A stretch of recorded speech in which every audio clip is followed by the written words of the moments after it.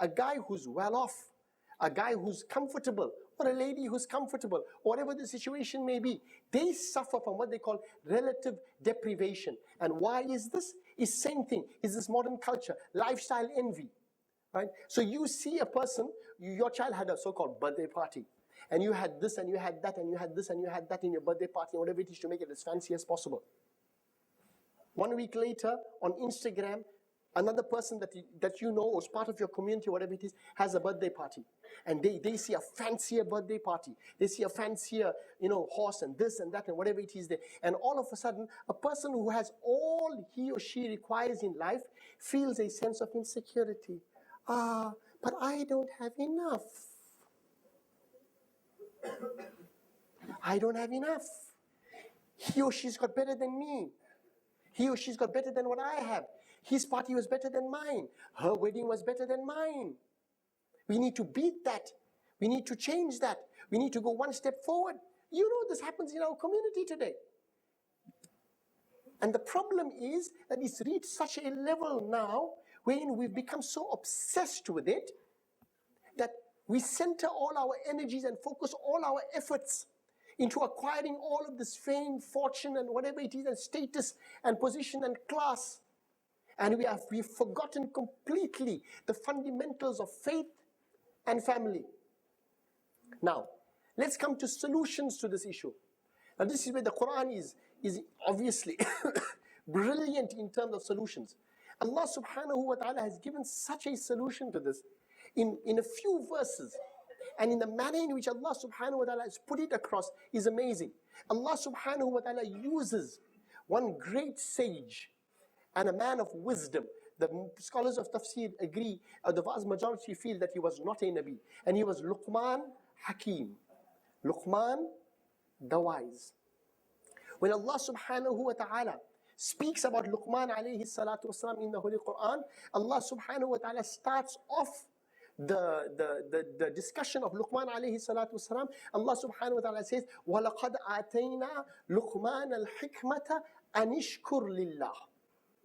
Verily, we endowed Luqman alayhi salatu wasalam with the wisdom to be constantly maintaining an attitude of gratitude. That was the hikmah. And this is what is critical. Today, parents are preoccupied to a point of being obsessed about the education of their children. Very few are bothered as to how much of knowledge that they acquire. And most importantly, Allah subhanahu wa ta'ala is giving you a directive here. That Allah subhanahu wa ta'ala is telling you, it's not good enough that you place all your financial investments and your efforts into merely educating yourself. Nor is it good enough for you to invest your time and your efforts in ensuring that your child acquires knowledge which benefits.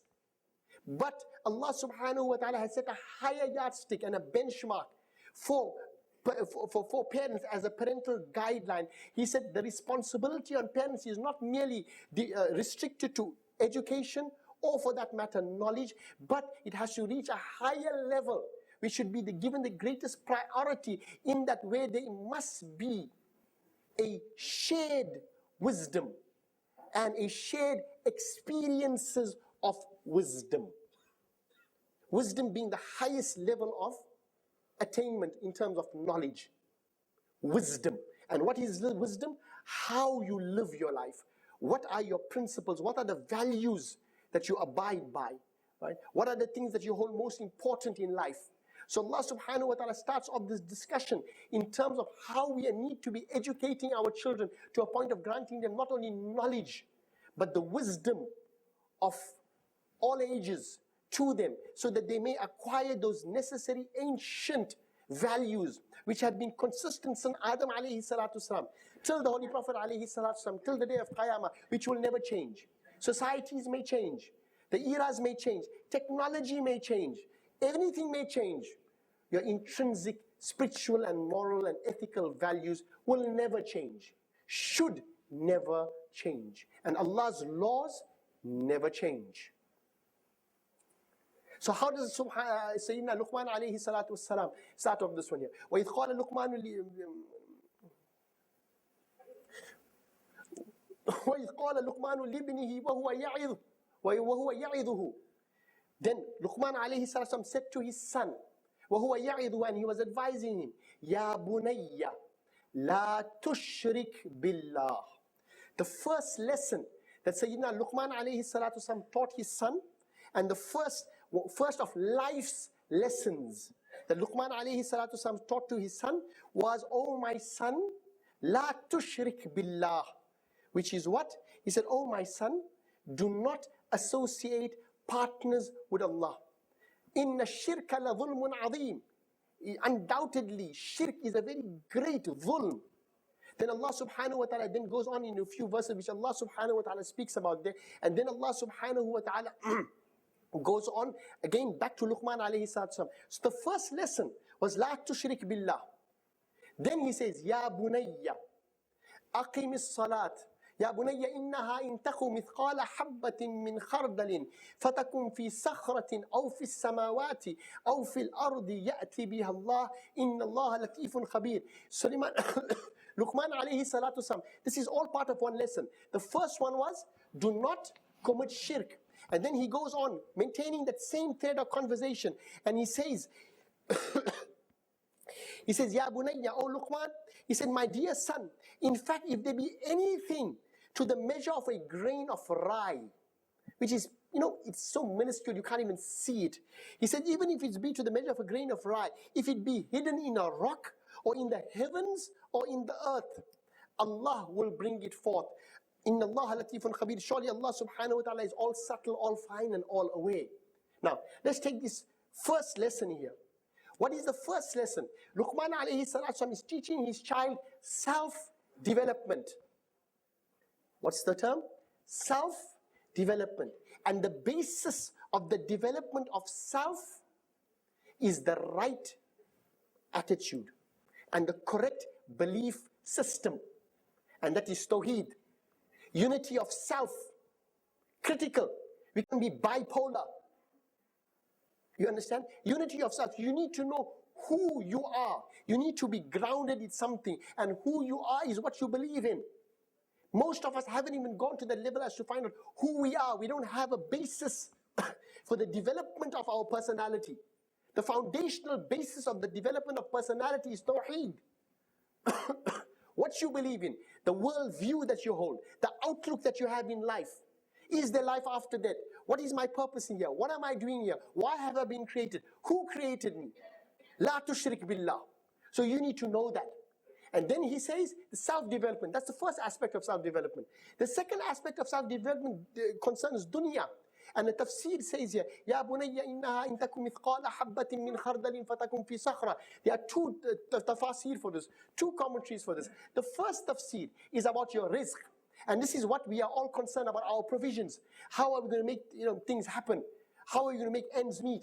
Where is our next meal going to come from? We are most worried about our food. We are most worried about our sustenance. So one tafsir says this verse has two meanings to it. One is that, oh Luqman said to his son, oh my son, wherever your provision has been appointed for you by Allah subhanahu wa ta'ala, even if it is a rice seed which is hidden in a rock, or hidden somewhere in the heavens and somewhere in the earth, if it has been destined for you as your provision, it will come to you. That's the attitude in terms of sustaining yourself in the dunya. You go out there and make effort. No doubt about it there. But be aware of this fact that you are not going to get one rice seed more than what has been preordained for you, nor are you going to get one rice seed less than that which has been preordained for you. All you need to do is to work towards it, right? And trust in Allah. The second thing is that if the basis of your personality and the basis of the development of self is on Tawheed, then you know that you have a creator, you know that you have a master, you know you have a cherisher and you have a sustainer and a Lord to whom you are accountable.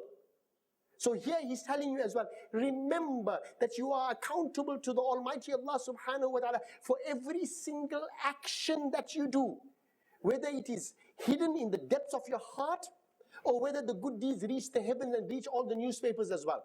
Allah subhanahu wa ta'ala is going to hold you to account for it there, and He will amply reward you for it if it has been good. Nothing is going to be taken away from you. That's the first development that a child needs in terms of personal development, self-development, tawheed, right? And in terms of dunya, in terms of career and acquiring whatever it needs to be acquired, is already done. And in terms of accountability for all of your actions, that's self-development. Then Luqman alayhi salam gives the second set of advice, and this has to do with spiritual development. First comes self-development. Second comes spiritual development. And how is this? Ya bunayya aqimis salah. He says, oh my son, establish salah. Right? And then he says, wa'mur bil urf. And he says, Sayyidina Luqman alayhi salatu wasalam stated, he says, oh my son, establish salah. Wa'mur bil urf. Oh my son, establish salah and enjoin that which is good. Wanha anil munkar, and be actively involved in forbidding that which is forbidden. Wasbir ala ma asabak. Right? Let's go to that. Wa'mur bil ma'ruf wanha anil munkar. Stop there. That's spiritual development. Sayyid in Ruhul Bayan, Sheikh Alusi al-Baghdadi rahmatullahi ta'ala says something very nice. Aqimis salah means aqimis salata takmilan li nafsik. Establish salah, establish a spiritual relationship and a personal connection with your Creator to ritual, formal as well as informal acts of ibadah, and you will reach personal spiritual perfection. And once you've done that, or whilst you are in the process of doing that, right, simultaneously, aqimis salata takmilan li nafsik wa'mur bil ma'rufi takmilan li ghayrik, and enjoin that which is good to help others reach their own personal spiritual perfection. Spiritual development. That's why the Holy Prophet ﷺ stated, in terms of development of a child, he said by the age of 7, commence with the spiritual development of your child, in terms of starting him to encourage him or her to start performing their salah and establishing their salah. That is spiritual development. You already started with the educational development in terms of school and whatever it is there. Similarly, you have to start off with the spiritual development by helping them to create a bond, a spiritual bond with Allah subhanahu wa ta'ala. That is spiritual development. The third one, وَاصْبِرْ عَلَى مَا أَصَابَكَ إِنَّ ذَلِكَ مِنْ عَزْمِ الْأُمُورِ. And then Sayyidina Luqman alayhi salatu, what did he say? He says, oh my son, and observe patience on all of those calamities and afflictions which befall you. Why? Surely this is among the matters of determination. Min azmil umur. What is he teaching him here? He's teaching him character development. You know, he said when the going gets tough, the tough get going. And he's telling you, you need to have the courage. You need to have the moral backbone. And you need to have the moral and emotional and intellectual strength to be able to take on the hardships and the difficulties and the afflictions of life. When have we taken on the responsibility of exposing our children to the difficulties of life and teaching them and giving them those tools to be able to, and to enable them and to empower them to take on these difficulties and challenges?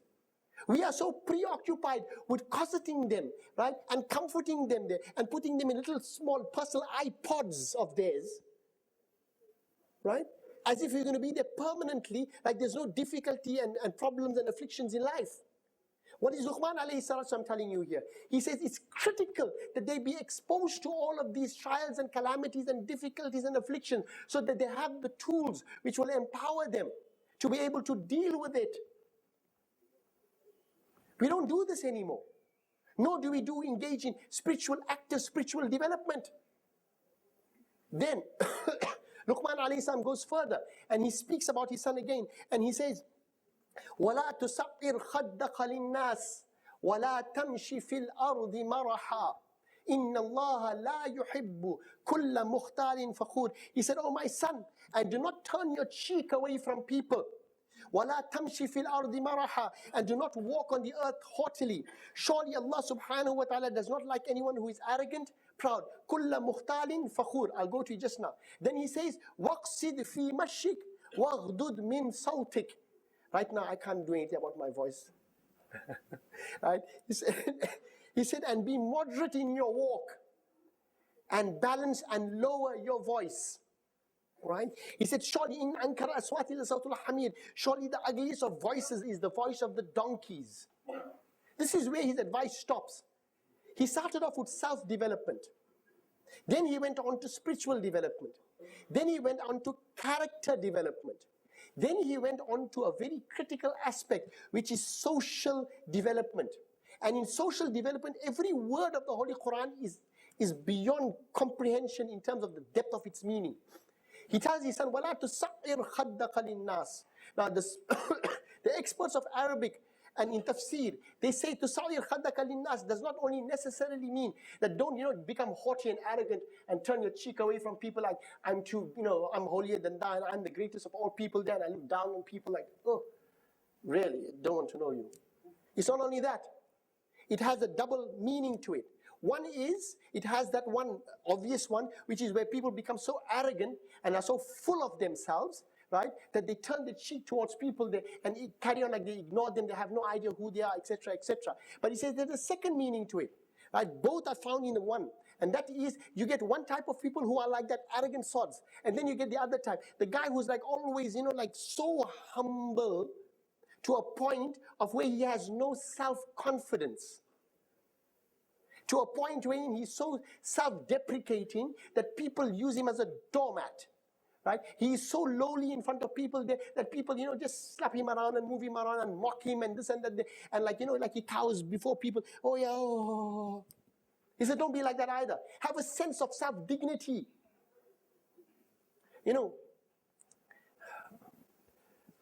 There's a nice term, right?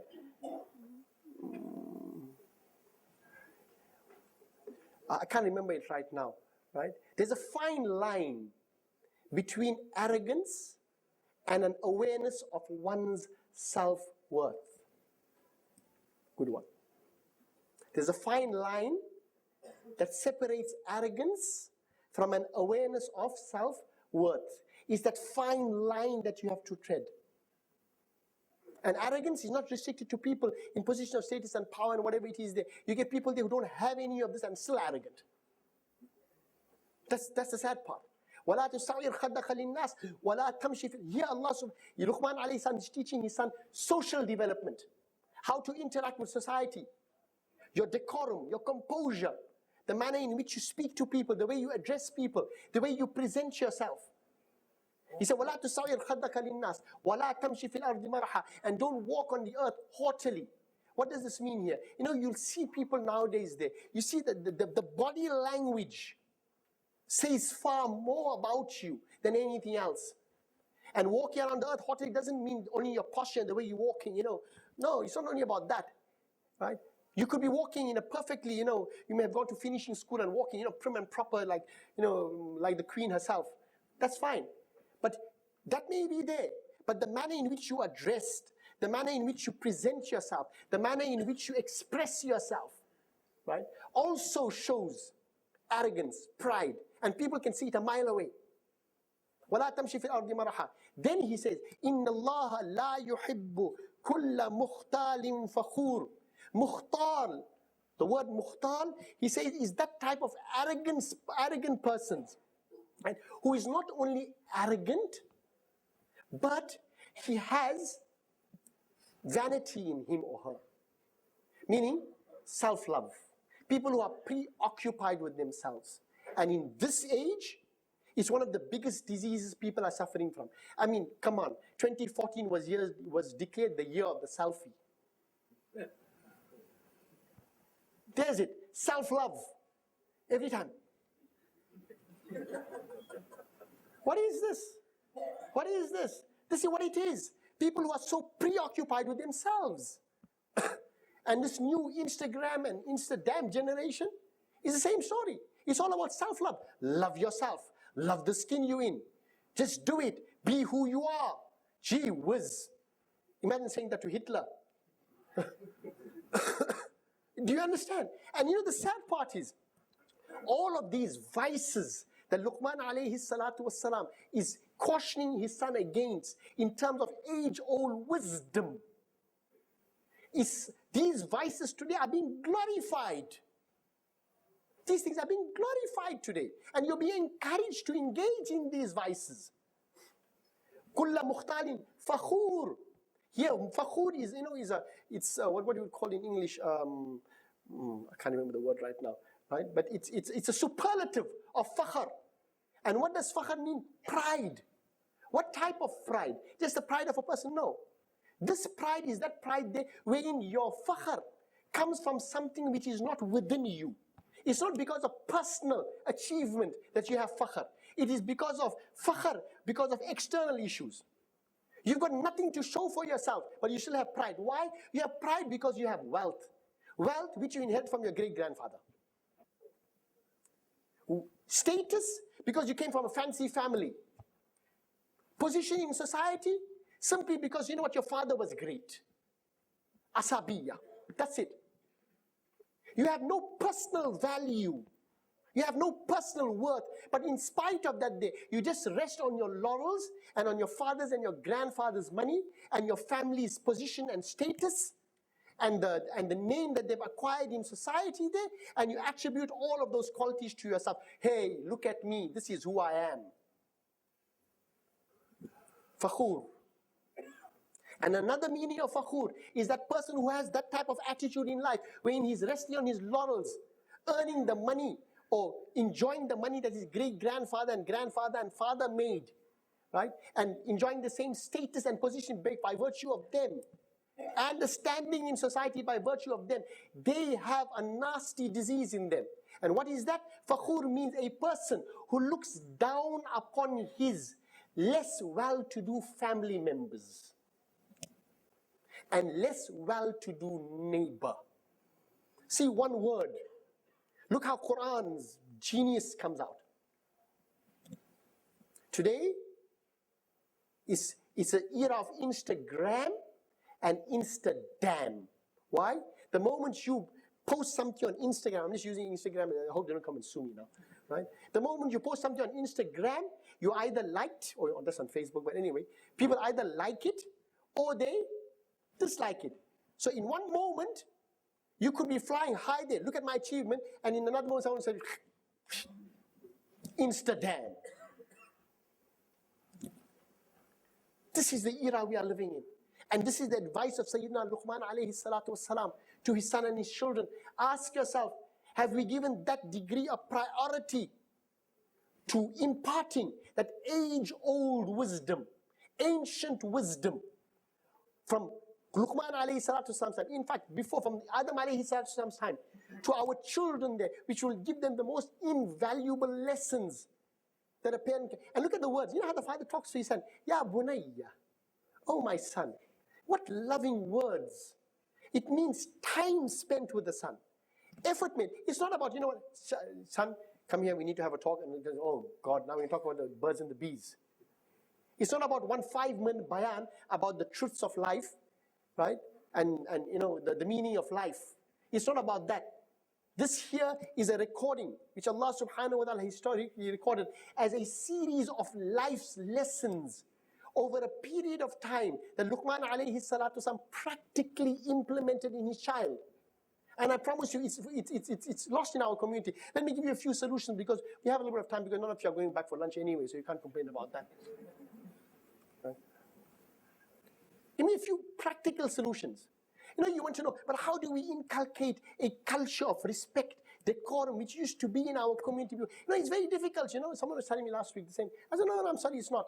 The Prophet ﷺ was asked, teach your children the best Islam. The amount of effort, mashallah, Allah bless those parents. The effort that is put in by parents to make their children huffaz today, it's become vogue. Practically, alhamdulillah, every house has a hafiz in the house today. But the amount of effort is put into those things there is excellent. But can we not stop there? The Holy Prophet sallallahu alayhi wa sallam was asked, Ya Rasulullah sallam, ayyul Islami khair? He said, which practice of Islam is best? Sahih al-Bukhari, muttafaq alayhi hadith.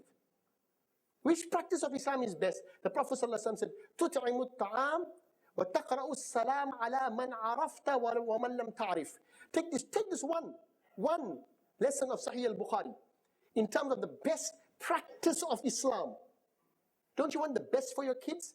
You want them to become valedictorian. Yeah, very good, mashallah. Great. With putrid character. You know what he says here? He says, teach your children one thing. I'm starting with the first one. وَتَقْرَأُ السَّلَامُ, that they must at least greet people. You know, I see it, and this is not a complaint, this is merely an observation. I see it today, which I never saw in previous generations. Right? You'll see a father of 50, 60, 70 coming up to the Imam of the mosque, and the father will greet, and the son is standing there, and the son will look. That would be anybody, with any elder. You'll see the father and son coming, or the father, mother and daughter coming, and coming to a person, whoever it may be, close friend to. The mother is, how are you? Child is standing there.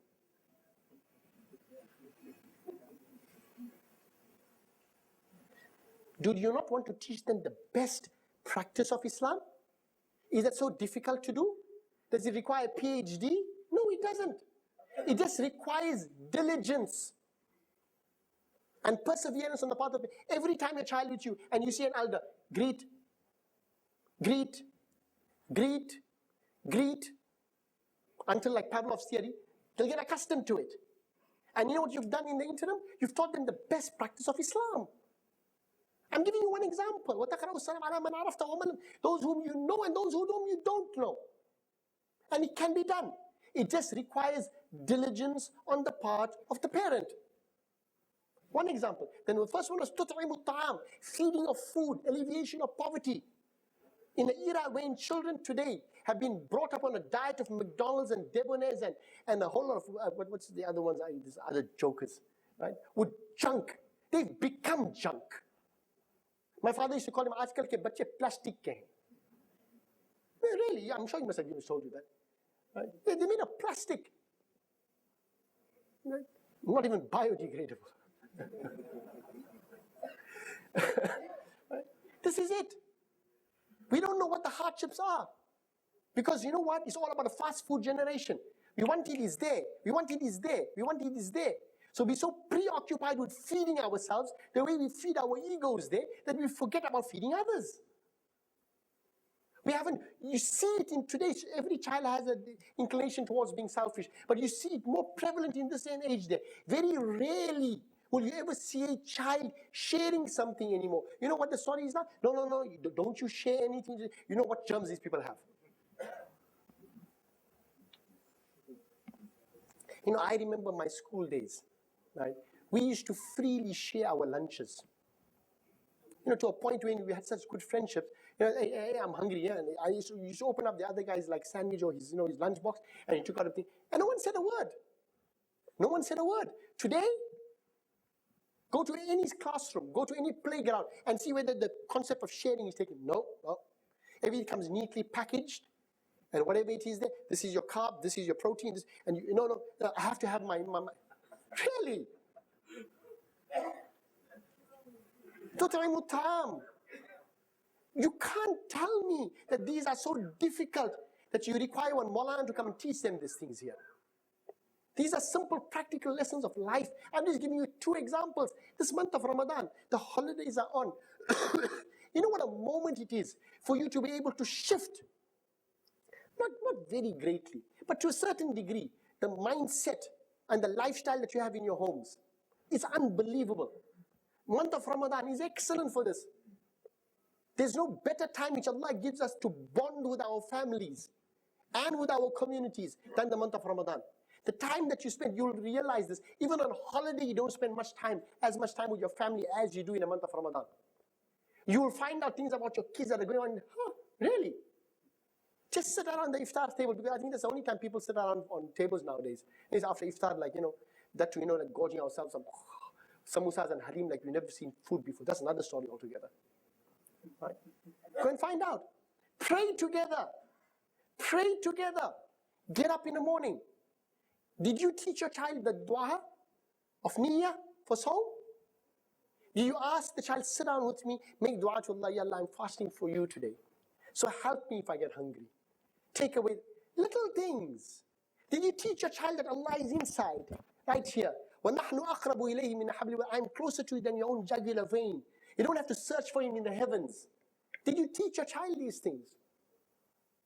Did you teach them how to be in a community? When you come to the masjid, the etiquettes, the decorum, how to meet elders, how to greet, how to sit, how to eat, how to share. All this Ramadan can teach you. Did you teach them how to face trials and afflictions and calamities? Right? For a child, feeling the first pangs of hunger, the spiritual development of fasting is one thing. They are ma'asum, alhamdulillah. Right? But for a 7, 8-year-old child, just feeling the pangs of hunger, and the child is rolling their, mommy, I want to break my fast, like my son was doing just now. Right? I want to break my fast, I'm tired, Abba. I said, no, you got 4 more hours more.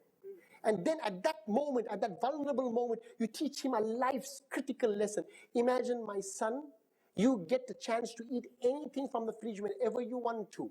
But now for Allah, you are fasting and you know what hunger feels like. Imagine what happens to those children who don't have food for 2, 3, 4, 5, 6 days. Take these moments. Take these times. Because wallahi, when we invest in if we invest like this, like Luqman alayhi salatu salam said to us to invest in, then you're going to see the proper dividends. But you invest the way we are investing right now. Don't come back to me 20 years from now and say, you know what? I don't have my children anymore.